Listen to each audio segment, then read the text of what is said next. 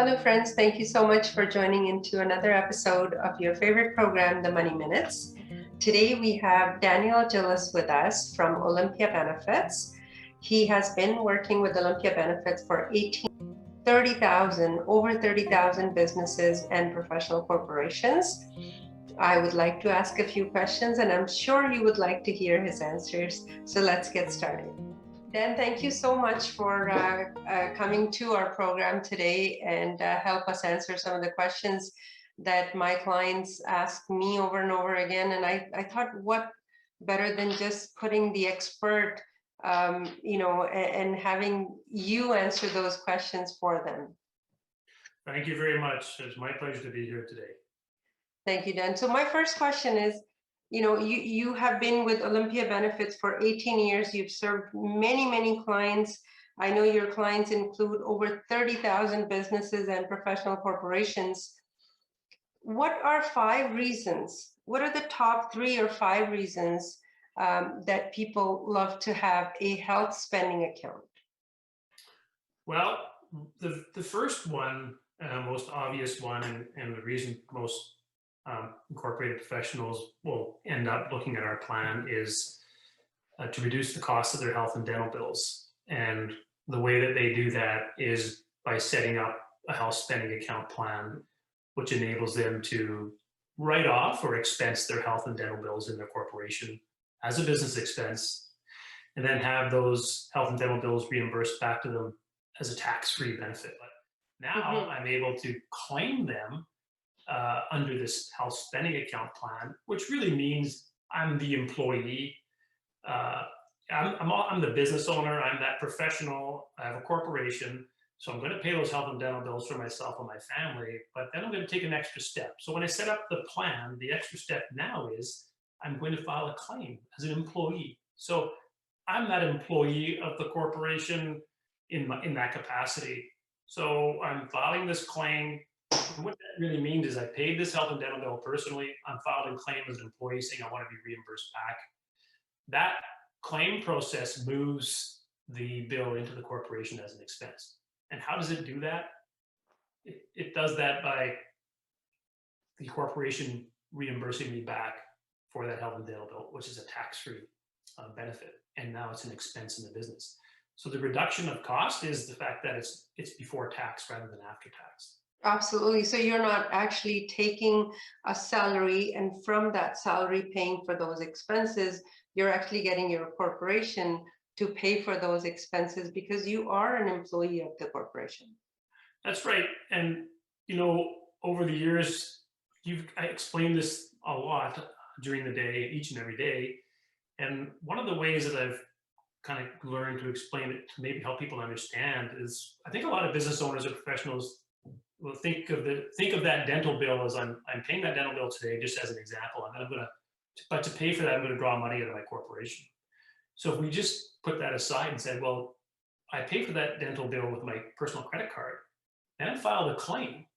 And then what I do is once I file that claim, the money moves from my corporation to fund the claim, and it comes out to me tax-free. Now I'm paying back my credit card. I've just written that off. Funding it once instead of pulling it out, claiming and funding it twice. Thank you so much for clarifying that. Now, I am personally a big fan of health spending account with Olympia Benefits. And I have noticed that there are 3 types of plans. There is basic, there is plus, and there is deluxe. Right. Who is the basic plan best for? The basic plan is best for really any corporation, professional corporation, but it's going to be especially relevant and good for that medical professional corporation that has a plan with their medical association. So, maybe you already have that plan, you're paying a premium monthly, you've got some benefits there, maybe there's even an insurance component built in, things like an accidental dental or ground ambulance, there's that insurance piece. So these plans are not going to pay or reimburse for 100% of your health and dental bills. They're going to reimburse for part of them. So there's co-payments that are built in, that's you're going to come out of pocket for. There are non-covered items, like orthodontic work. Let's pick on that. That's a good one. I would say all the painful payments Yes. The The payment, co-insurance, like when you go and pay with your card and they say, well, you still owe $150 at the dentist or another $50 for prescription, it just hurts. You yes. know, having children get their braces. I mean, the maximum coverage is what, $1,500 under group benefits, and the rest, 45 or 5,500, you're spending out of pocket. That's right. That's that co-payment. And that assumes that ortho is even, part of that plan. A lot of times it's not. Hmm. Vision's a good one. We could pick on vision. I was just speaking to another business owner who had that very example. In fact, they were a medical corporation and she had glasses, but it was $1,000 for her frames and lenses, right? Exactly. Well, it's not no longer like some of these group plans. I noticed they would cover $150 for glasses. I don't know where to go and find glasses for $150. No, that's the examination for the optometrist. Really, that's the fee. Hmm. So those are all great examples. So the basic plan just connects perfectly with that, association plan. If that professional's part of that association plan, then they're going to pay that premium. So there's real two benefits. One, I'm going to now claim my co-payments, all those non-covered items. They're all going to end up an expense in my business. They're going to be reimbursed to be tax-free. That's beautiful. And I'm also going to be able to claim the premium that I'm paying to that association plan. Now that falls under the plan, it's eligible to be claimed. I'm moving that as an expense, making it a tax-free benefit.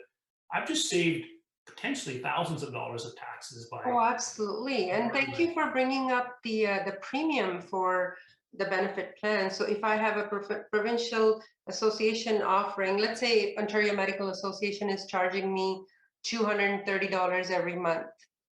Now I can deduct that $230 from my health spending account, right? That's right. That's right. So those two plans meld together, complementary to each other. The spending account just enables them to move this all to a pre-tax event. Now we're saving money again. Perfect. And who is Plus and Deluxe good for? So Plus and Deluxe works the same way. So what I would explain is if you look at the basic plan, it's the health spending account, which we've been talking about, you're expensing your health and dental bills in the corporation being reimbursed tax-free. The Plus plan is the basic plan, but what we're doing is we're adding insurance onto that health spending account platform. So you're still using the spending account the same way. You just as we explained, you're going to claim those co-payments, non-covered items, and the premiums.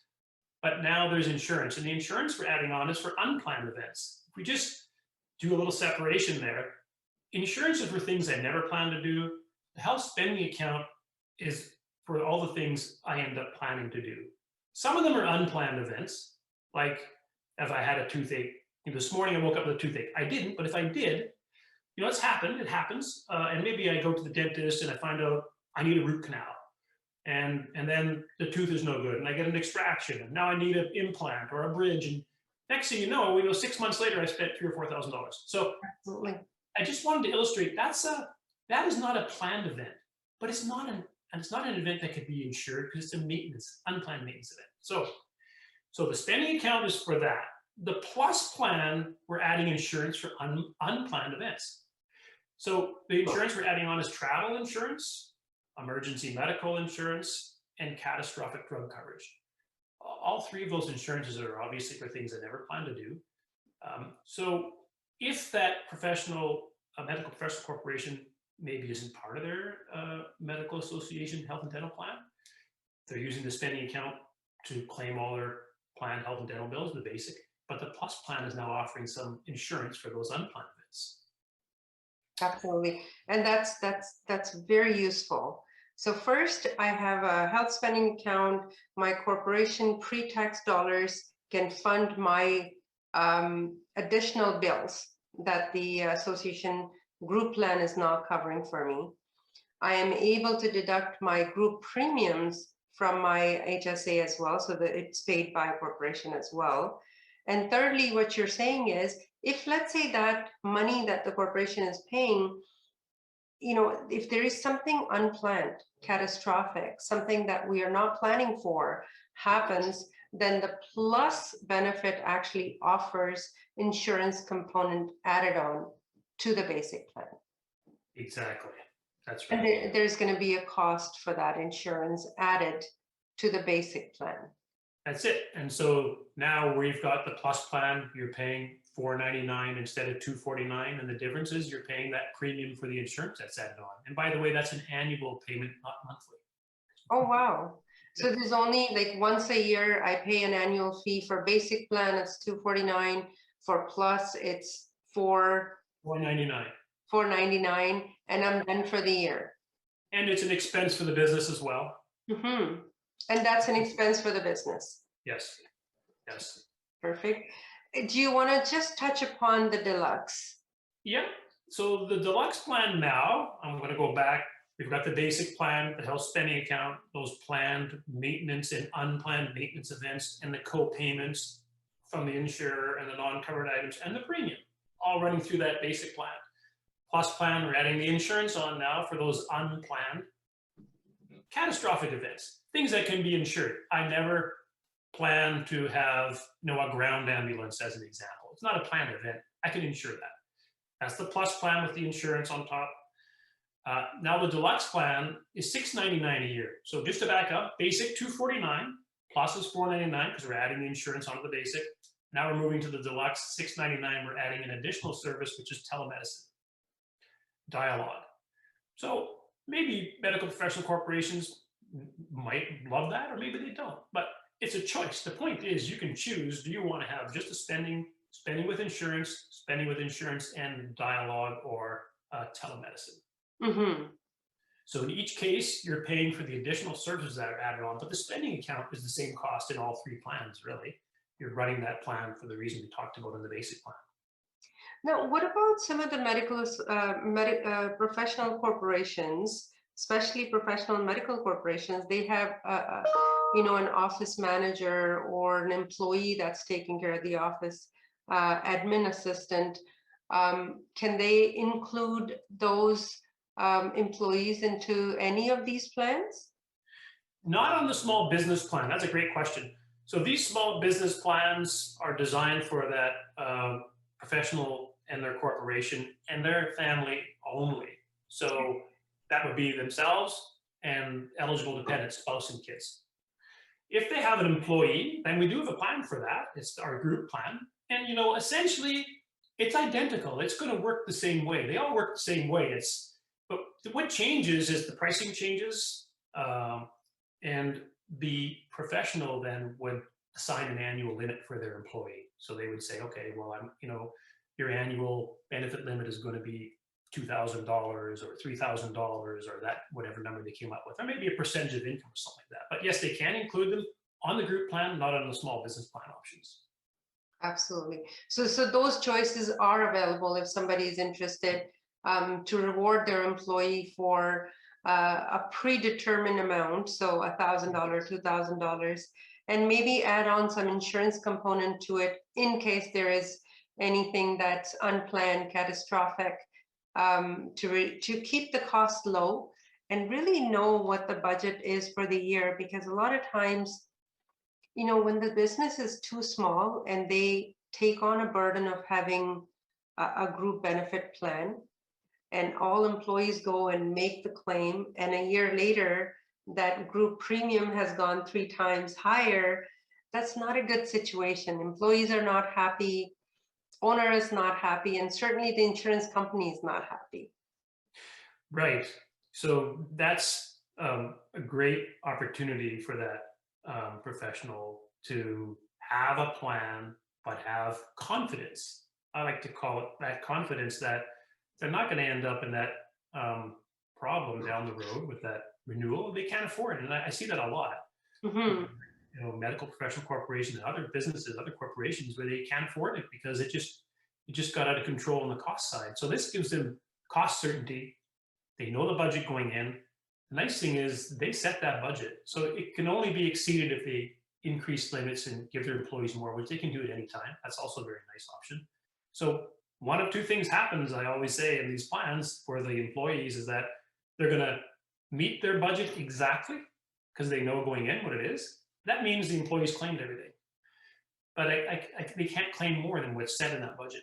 Or they come in under budget because the employee used what they needed and wasn't using up all the dollars, and now they have a surplus. They have additional money available, resources that weren't used, and it's still their money.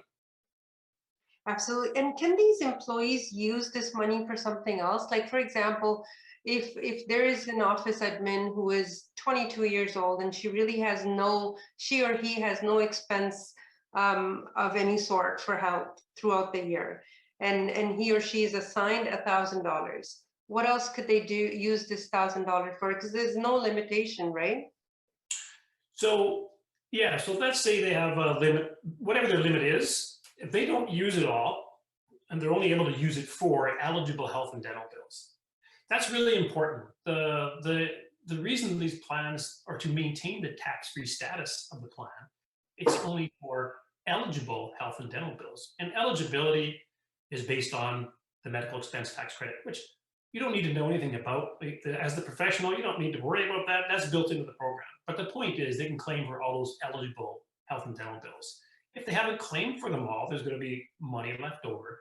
That's their limit. So two things. One, then the professional, employee hasn't claimed all their benefit. They haven't spent all the money. But the employee also has limit available. So one of the things that they can do, the professional can do when they set up the plans, they can roll over unused limits for 1 year for that employee. So if the employee didn't use all the limit in this year, it rolls over and adds to next year's limit.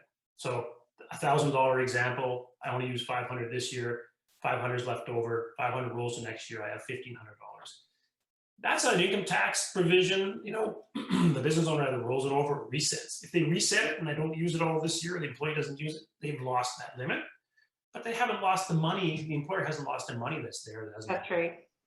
That's right. Is there a possibility, and this is me going on a tangent here, but is there a possibility for for the employer to actually award that money towards their RSP or TFSA contribution since they haven't used it? No, can't be done. The reason that can't happen is because it becomes a taxable benefit. And this is to retain the tax-free status of the plan. There's the element of insurance and risk has to exist in these plans. No, but isn't it? So the taxable benefit, I'm okay with that because my corporation still gets that deduction, right? So if I gave $1,500 to my employee who has not used the plan, because with group insurance, we can't do that. Right. Yeah, it's gone. The money spent in a group plan, whether it's claimed or not. In these plans, yeah, the money is retained, but the legislation is the same for governing both plans. And so the reason that money, if it isn't used for eligible health and dental bills, it can't be paid out of the plan to the employee as a taxable benefit because it ruins the tax-free status of the plan. So It's very important that the employer, any employee understand, this is money that's earmarked exclusively for health and dental benefits. Yes. It can't be moved out. It can't, if you haven't used it all, can't go to an RSP. It can't be given as a bonus. That takes the plan and turns it over and basically makes it a taxable benefit. It pretty much throws the plan offside. That's the easy way to explain from a tax perspective. So thank you for clarifying that because I think I'm making it sound like it goes directly from the HSA to employees' RSP benefit. That cannot happen. Can't happen.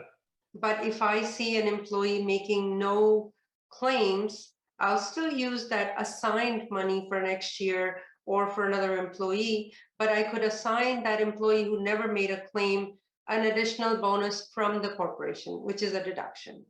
And that's a taxable benefit. Yes. So if the benefits haven't been used, the employer has surplus dollars available for whatever else they want to use it for. The important distinction here is that we're not saying, oh, we took it out of here and gave it to you. No. Yeah. Thank you. Thank you for clarifying that. Yeah. You know what? Every time we sit and chat, I end up learning more and more. There is no end to learning.